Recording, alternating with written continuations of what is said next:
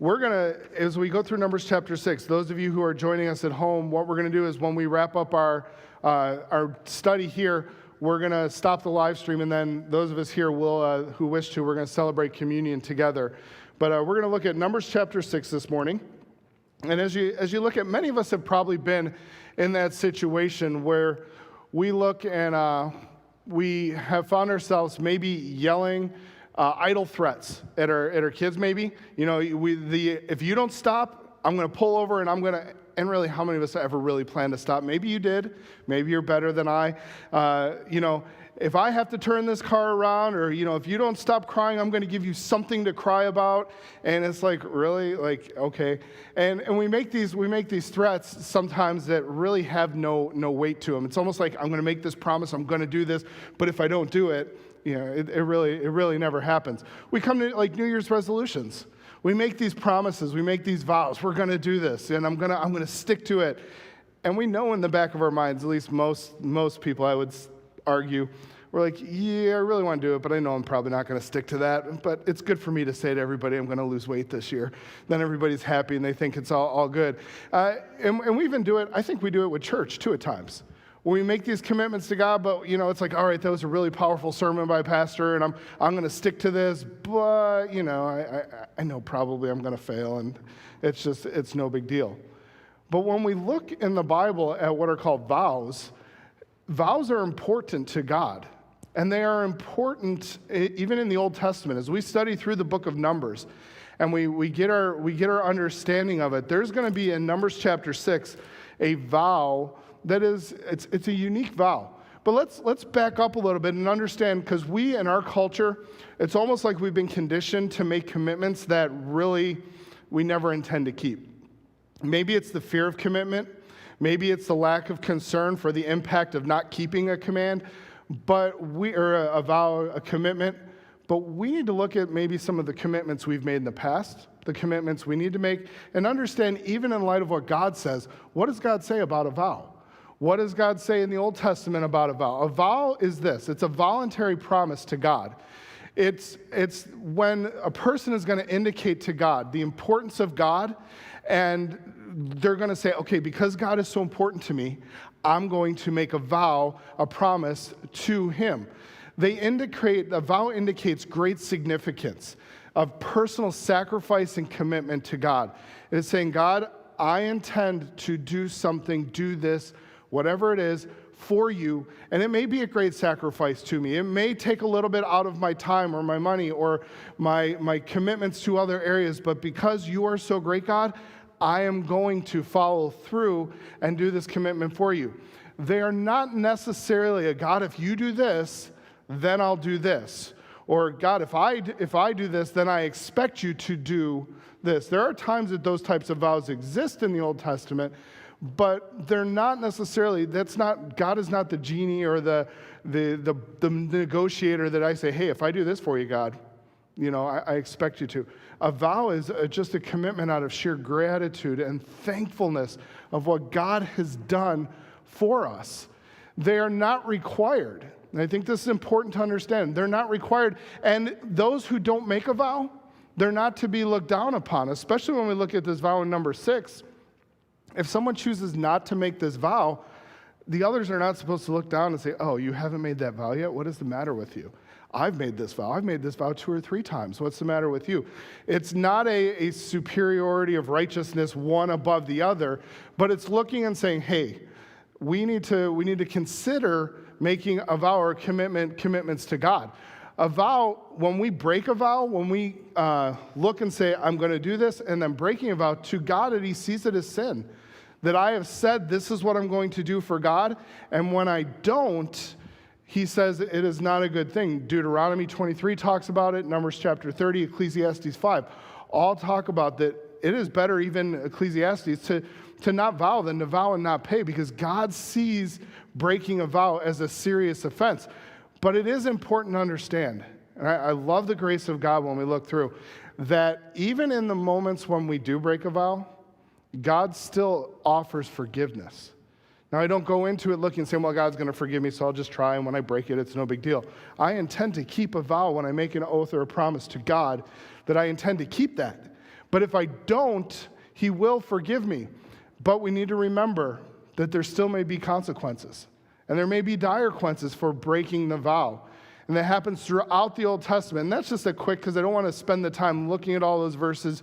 You can go back and look them up later, because that just gives us a general overview of what a vow is in the Old Testament, and how Old Testament believers saw a vow. So when they would choose to make it, they saw this as a very important spiritual step, an important spiritual dynamic in their life.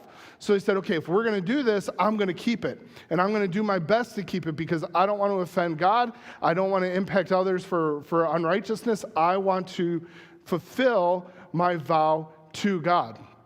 And so as we look at a vow, God thought, great thought was going to be placed into making the vow, When they decided to make that vow, especially in this case, number 6, it wasn't just a flippant, no big deal, hey, everybody else is doing it, I'm just going to make this vow. But rather, it was something that there was thought. There was going to be dedication. There was going to be cost. And so because of all of those things, they said, hey, we're gonna put some effort in. We're going to think about what we're going to enter into.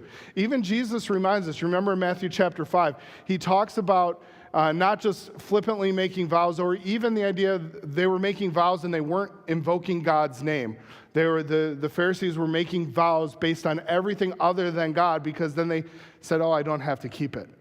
But Jesus Christ says, no, you let your yes be yes, you let your no be no, you keep your commitment, you keep your vow. And so entering into a vow, entering into a commitment with God was not just a fly-by-night thing. It was a moment where they would think through, they would dedicate, they would be intentional about what they were going to do and how they were going to serve and dedicate to God. So when we get to Numbers chapter 6, we're going to come to this vow called the Nazirite vow. Now, when we think about the Nazirite vow, most of you probably instantly think, okay, we know of three main big Nazirites. Did anybody remember any of them? John the Baptist is highlighted. Who else? Samson. Samuel is another one. But there are other Nazirites, and there are other people who take a Nazirite vow, even in the Scripture. Now, we bring those out. And in fact, even with John the Baptist, he's not necessarily called a Nazirite, but based on his demeanor, based upon how he acts, and then even some of the early church fathers highlight the fact that John the Baptist was a Nazirite. Now, when we talk about a Nazirite is somebody who has made the Nazirite vow. It's important to understand. A Nazarene is someone who comes from Nazareth. There's a difference. Jesus Christ was a Nazarene. He was not a Nazirite. He may have taken a Nazirite vow at some point, but when we look at number 6, we're going to see that we know that Jesus drank grape juice. We know that he had fruit of the vine. We know, did he ever touch dead bodies?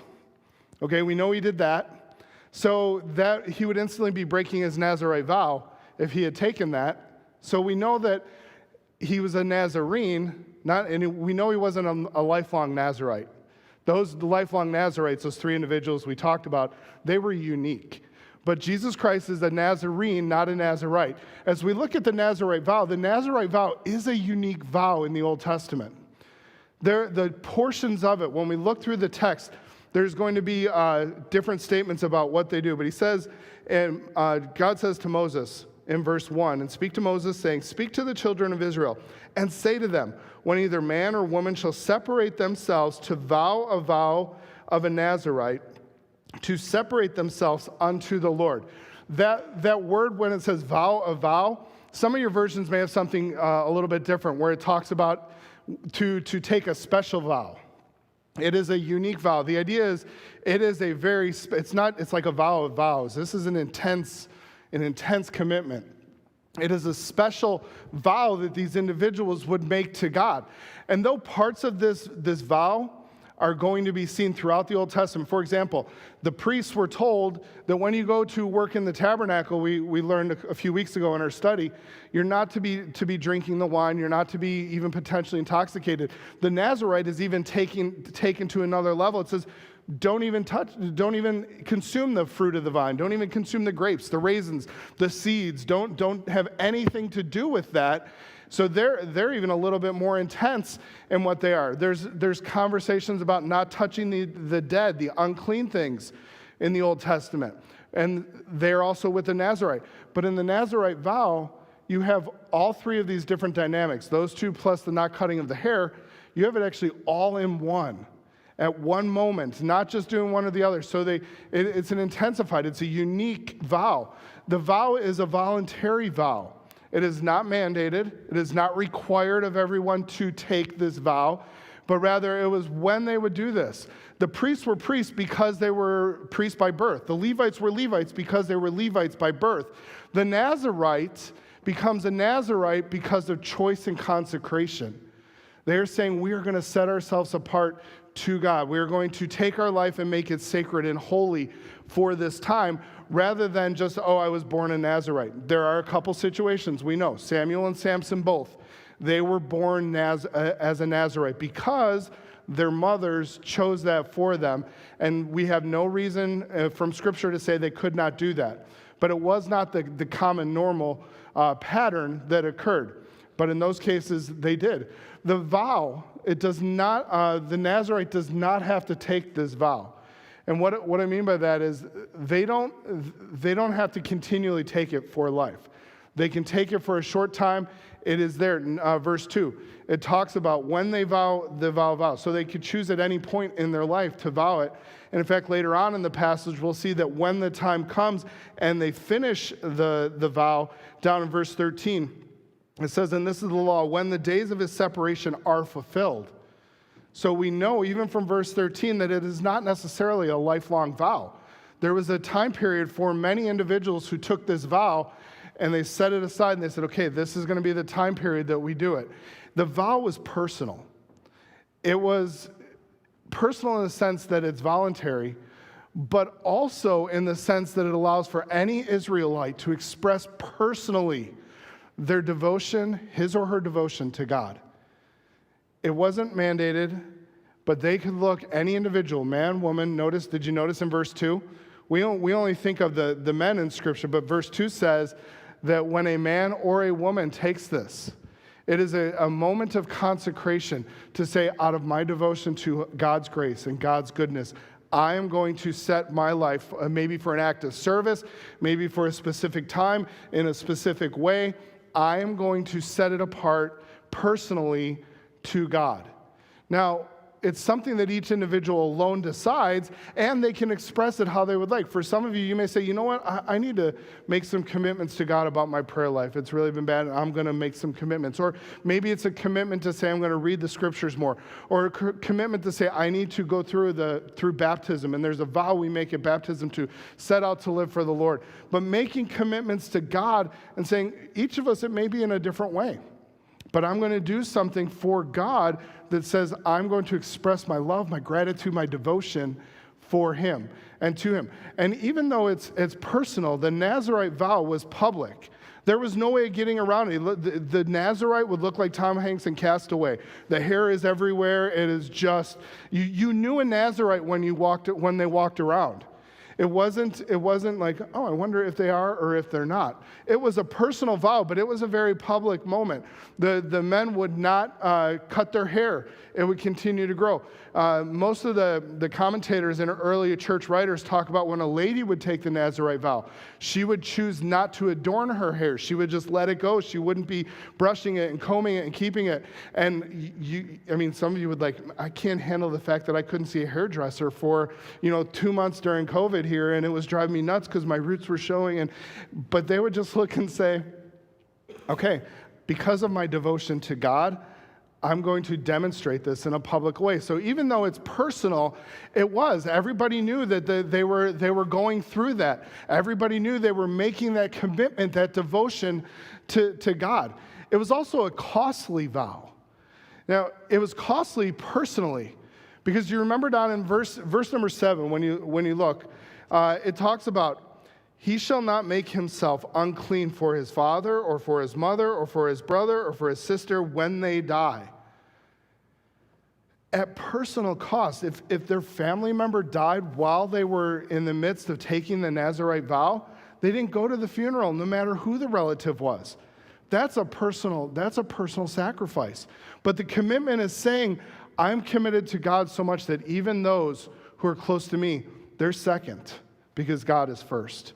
And I'm going to commit, and I've made this vow, this commitment to God, and I'm going to do that even through that intense emotional distress. I'm going to separate myself because I'm separated unto God for this time. I'm not even going to make myself unclean because I'm separated to be holy unto the Lord. And so they would make that vow, and that's a personal cost. But there was also a monetary cost that occurred.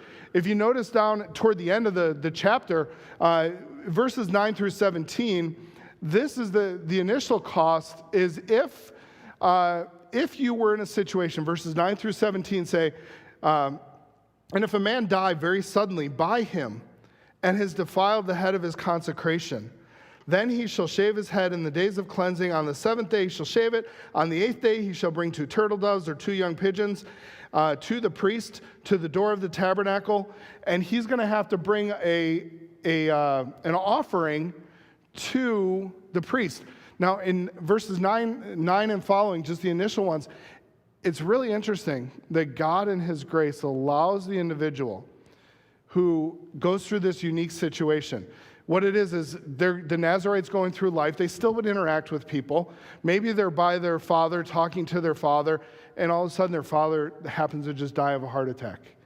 And right there in front of him. And because they've been in proximity to a dead body, we even saw that last week in chapter 5, because that happens, they are considered ceremonially, ritually unclean. So now because they're unclean, their Nazarite vow has been broken, but they did not do it intentionally. And God says, because of that, I will allow you to continue the vow, but he has some different responsibilities. He has to do the sacrifice.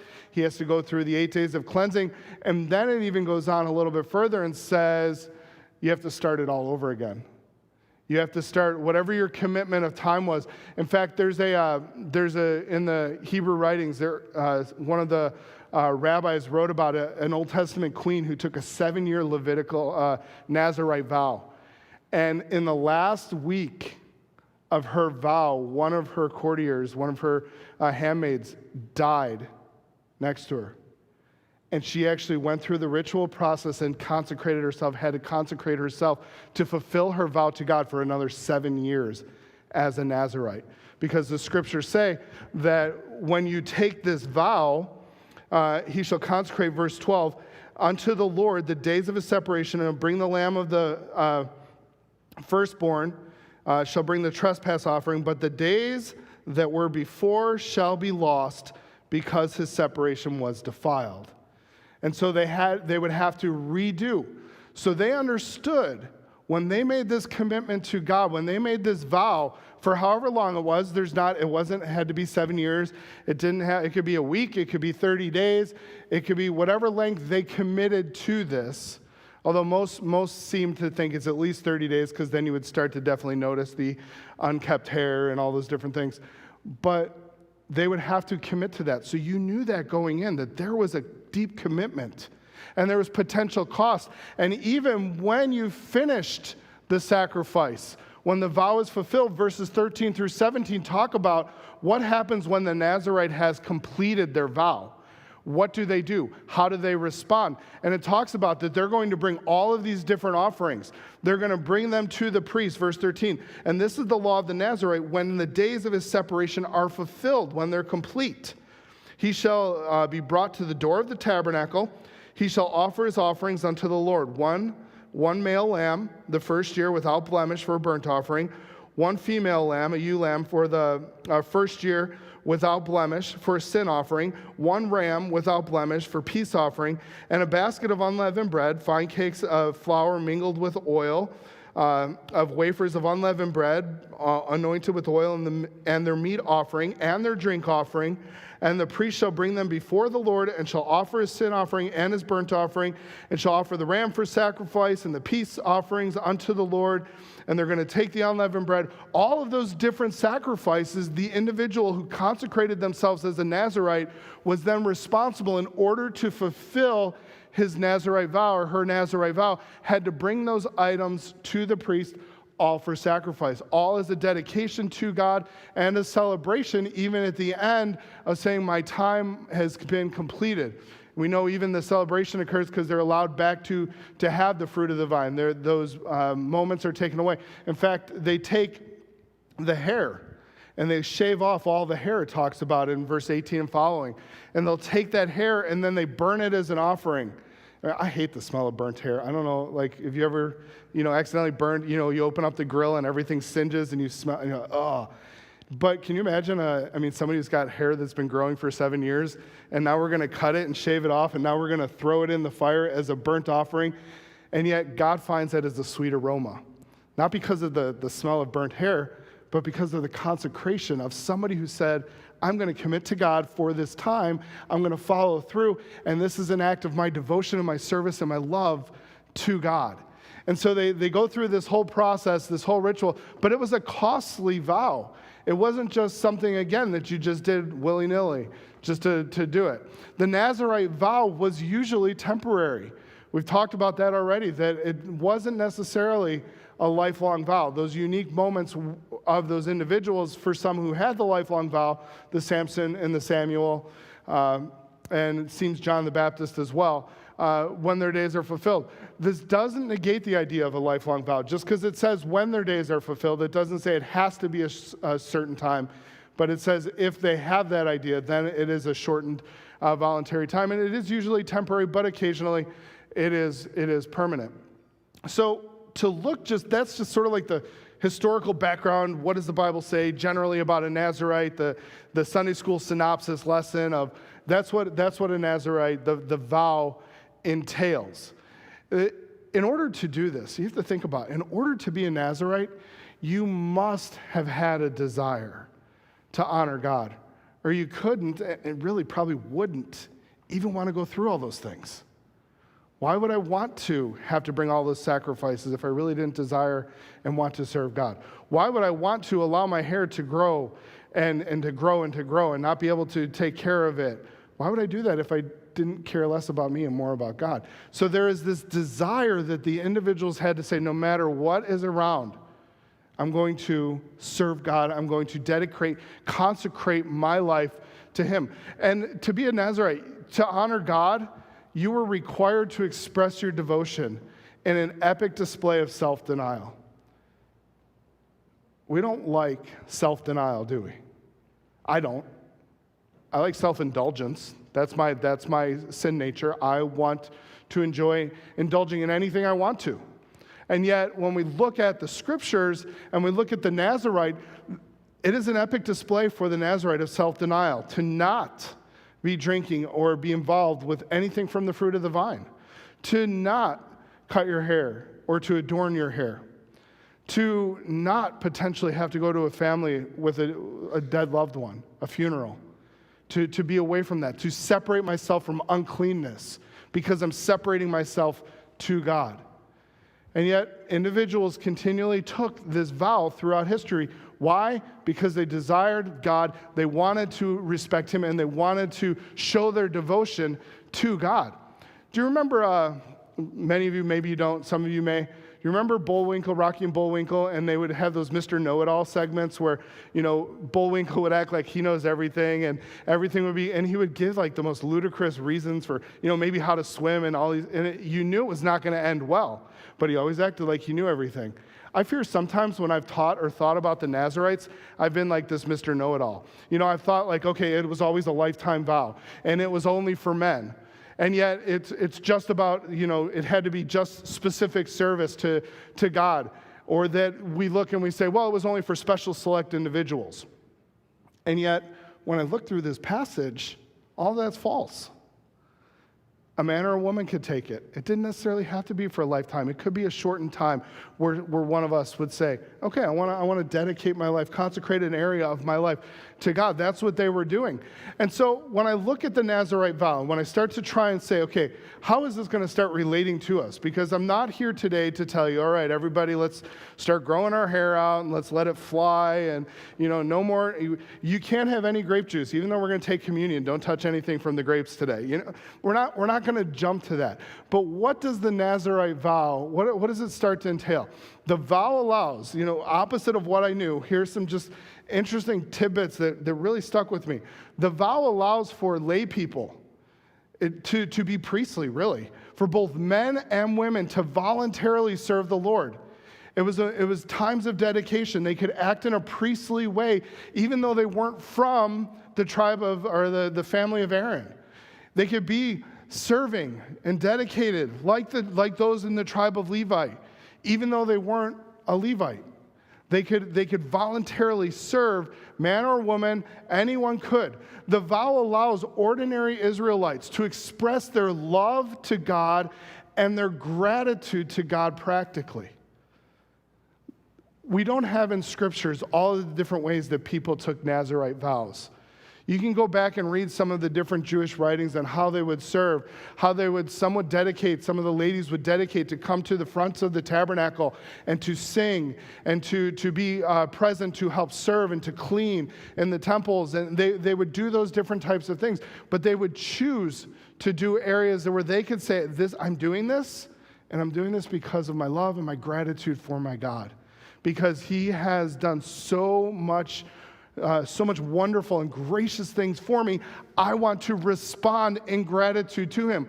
And this vow separated the Nazirite to the Lord.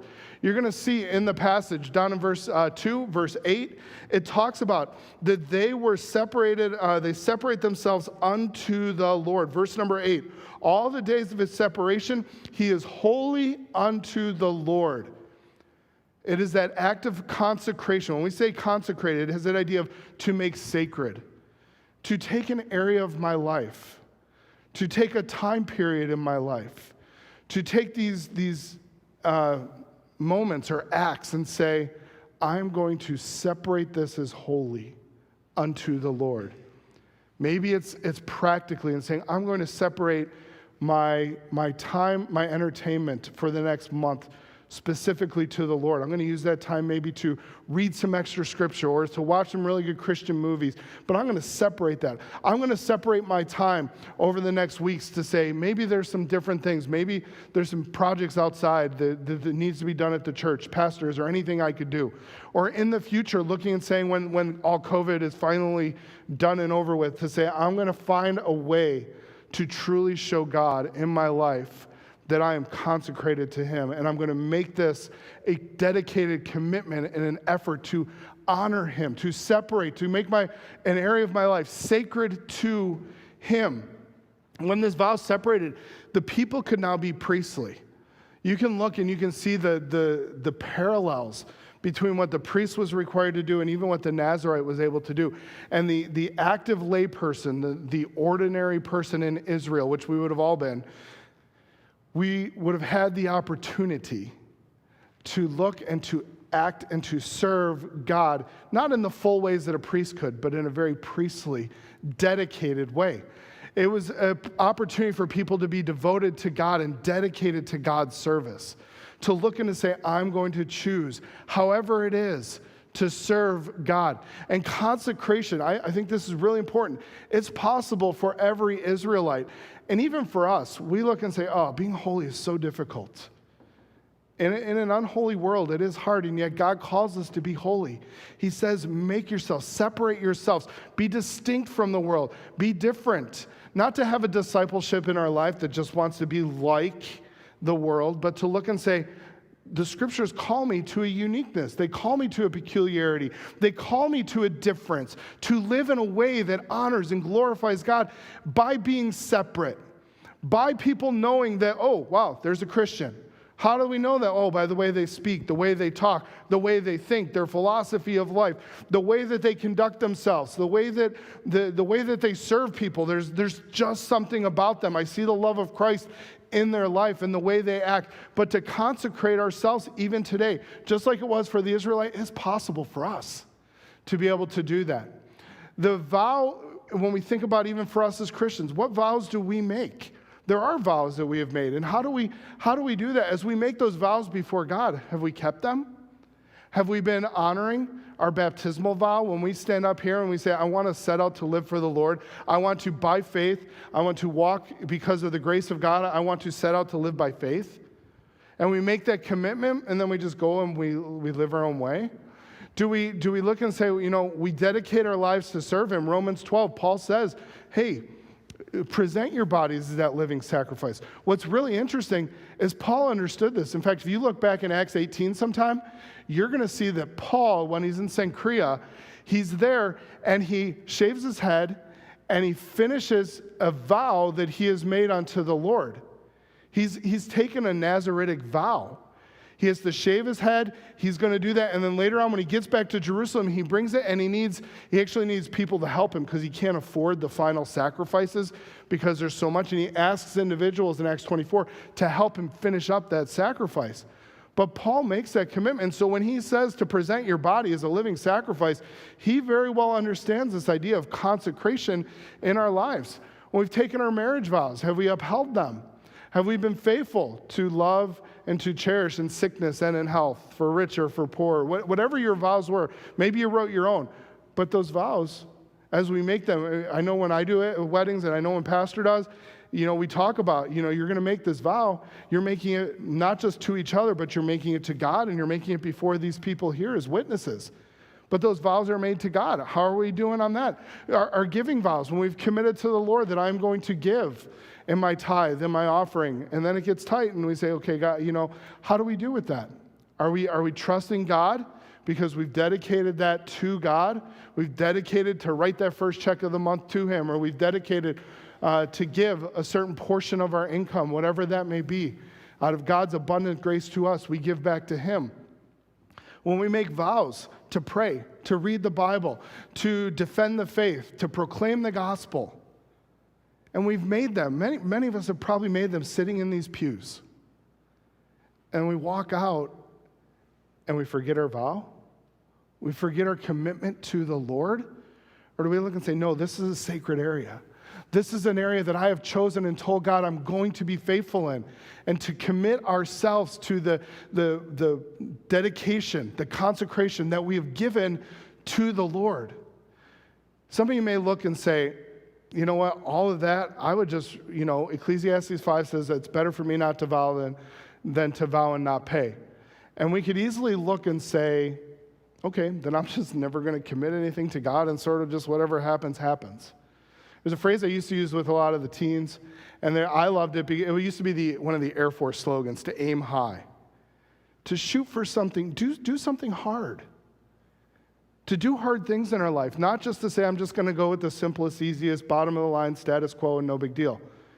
But what can I look at in my life and say, I am going to commit. I am going to dedicate to God. I'm going to aim for something high. And I think just like when pastors talked about fasting at times, he says, don't start and say, I'm going to do a 7-week fast. You start small.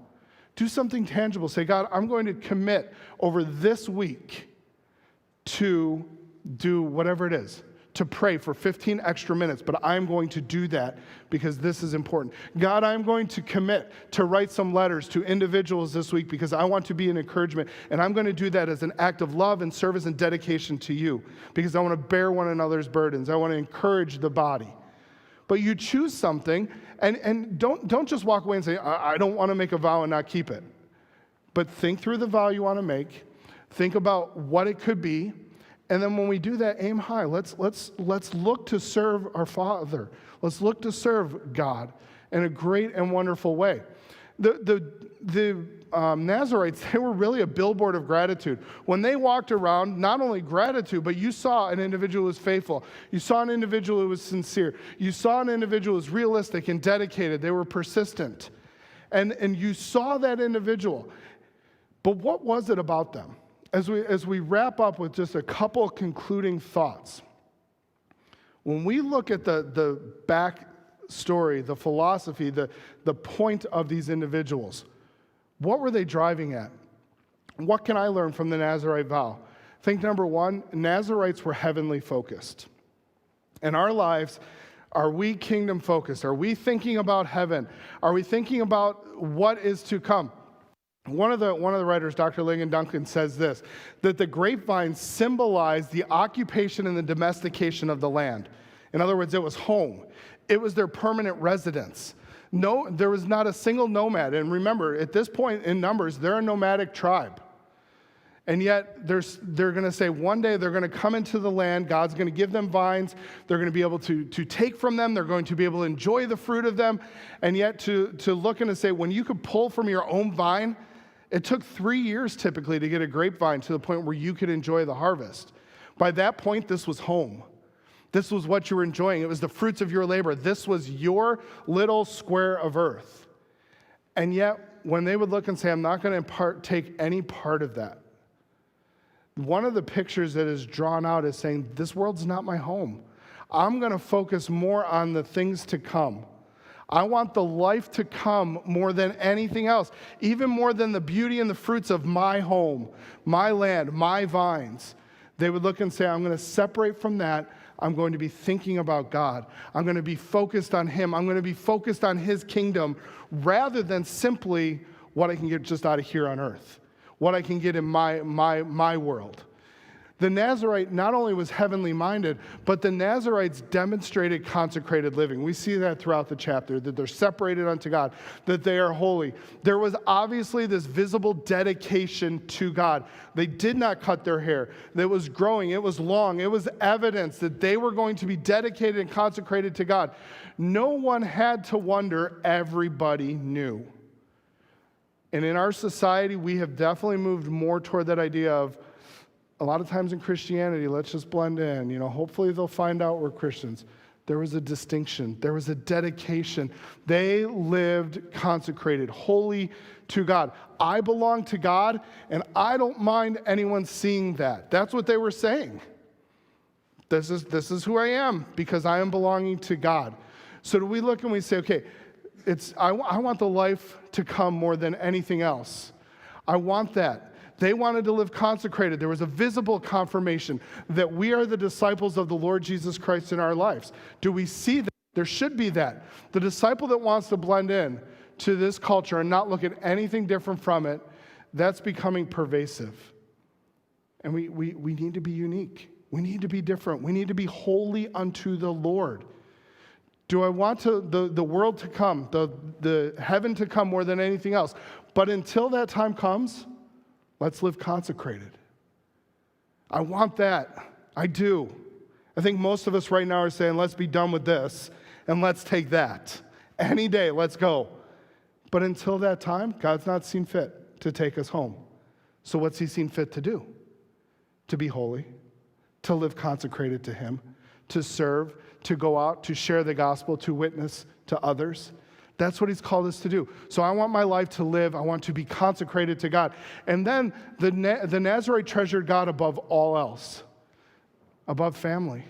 To not attend that funeral says that God was more important, that He was higher on the throne than even my family, my loved one. I can imagine my son dying and not being able to go to his funeral. And yet, if I was under that vow, that would be the case, because God was more important. I was separated unto Him. I can't come in contact and become unclean and unholy during my commitment to God, because God was above all. The point is that God is the most important to me. He is more important to me than anyone, anything in this world. And we proclaim that often in our lives, but how is that evidenced in our life? We need to be living it out. The Nazarites were that billboard. They screamed out, I'm living for God. I am dedicated. I am consecrated. I am separated to Him. So I look at the Nazarite. There should be an evident priority in our lives. Again, manifested how? By our choices, by our thinking, by our conduct, by our life. All of these areas should be manifested through this. How do people know that I treasure God? How do people know that I am looking forward to heaven? How do people know that I am consecrated unto God? What choices I make, how I think, my conduct in life, how I act. That's what they see. That's what they know. That's what they hear. And they ought to know that I treasure God above else. I want to live for God because God is my treasure. Because that is who He is. He is God. And He is, as Pastor's been preaching through in Colossians, He is above all. He is to be preeminent. Because He is that, I faithfully serve. He is the one I treasure. He is the one I long for. My heavenly focus is to be evidenced by consecrated living because I treasure God. How's your focus? How's our focus? You know, even as we look to Jesus Christ, think about it. Did he not display that heavenly focus? Did he not look when he's in the garden and he's looking and saying, I'm going to do the Father's will? He submits. He understood the plan. He understood what was happening. And yet, in all of that, he still willingly gave his life because he knew it was the Father's will to give his life. Why? Because he understood about heaven. He understood that for us to be able to enter into heaven, he would have to die and shed his blood for us. He demonstrated this very clearly, that he would consecrate his life for a heavenly purpose, for heavenly goals. So even as we come to communion in a few moments here this morning, we think about it. It is it's a time of reflection, a time of remembrance. For some of you watching on live stream, you may be coming in a little bit later to observe communion with us as well. It helps us to reflect on the fact that Christ lived this way. He lived dedicated to the Father. He lived dedicated to a heavenly purpose and consecrated a holy life because God, the Father, was above all. Because he submitted to the Father's ways. And even for us today, as we think about that, what area of life, what practical way maybe can we give ourselves to Jesus Christ? Not quick vows today. Not looking and saying, this is what I'm going to do this. Let's think about it. Let's be intentional. But let's give aspects of our life. Let's live holy. Let's live consecrated because God is our treasure. Father, I pray that you would help us as we study and we look at a vow that in the details we'll never be completely keeping, but Lord, in the philosophy and the understanding, the principles of what you have called even the Nazarite to, Lord, help us to desire heaven more than anything. But Lord, help us to live holy and consecrated unto you. And God, I pray that while we do that, we would do it because it's an attitude of graciousness, because of what you've done for us. We thank you for your love. We thank you for the sacrifice of Christ. And even in these moments when we're able to celebrate the joy of communion, Lord, I pray that we would rejoice, but we would remember all that Christ has done for us. For it's in your name we pray. Amen. For those of you who are on live stream with us, thanks for joining us. We'll see some of you in a little bit, and some of you, when we see you, we'll see you. But we're going to transition here to our communion time. So thank you.